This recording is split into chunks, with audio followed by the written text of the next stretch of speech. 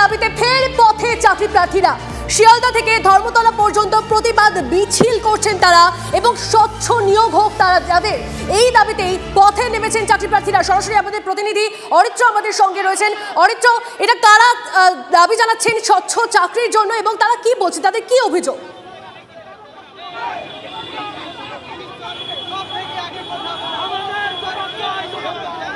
দেখো তনিষ্ঠা, তোমাকে প্রথমে জানিয়ে রাখি, রাজ্য পুলিশ ডাব্লিউবিপি এবং কলকাতা পুলিশ 2024-এর যে রিক্রুটমেন্ট বা যে পরীক্ষা, সেই পরীক্ষায় স্বচ্ছতার অভাব রয়েছে, প্রশ্নপত্র ফাঁস হচ্ছে এমন অভিযোগ তুলে কিন্তু এবার যারা চাকরি প্রার্থী তারা পথে নেমেছেন। সরাসরি ছবি দেখাই, শিয়ালদা থেকে সেই মিছিল শুরু হয়েছে। পশ্চিমবঙ্গ পুলিশের সমস্ত পরীক্ষার প্রশ্নপত্র ফাঁস বন্ধ করতে হবে এবং স্বচ্ছভাবে নিয়োগ করতে হবে।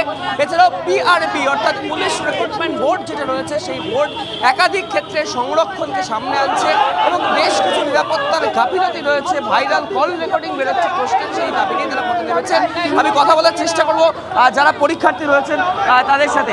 পশ্চিমবঙ্গ পুলিশ নিয়োগের ক্ষেত্রে কোথায় কোথায় গাফিলতি, কেন রাস্তায় নামা? পশ্চিমবঙ্গ পুলিশ বলে শুধু নয়, পশ্চিমবঙ্গের যে কোনো নিয়োগ ক্ষেত্রে এখন যে দুর্নীতি, সেই দুর্নীতির জন্য আজকে আমাদের রাস্তায় নামতে হয়েছে। পরীক্ষার দুদিন আগে পুলিশের প্রশ্ন ফাঁস হয়ে যাচ্ছে, তাহলে কাদেরকে নিয়ে প্রশাসন চলছে, কাদের নিয়ে ল অর্ডার চলছে?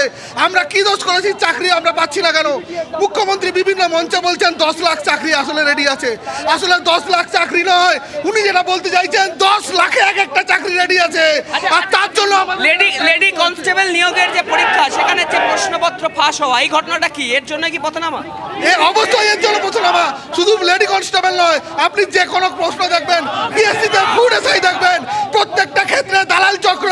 কিছু কোচিং সেন্টার আছে যারা কোচিং সেন্টারের মুখোশ পরে এই প্রশ্নপত্র বিক্রি করছে। এই দালাল চক্রের বিরুদ্ধে এই লড়াই চলবে আমাদের।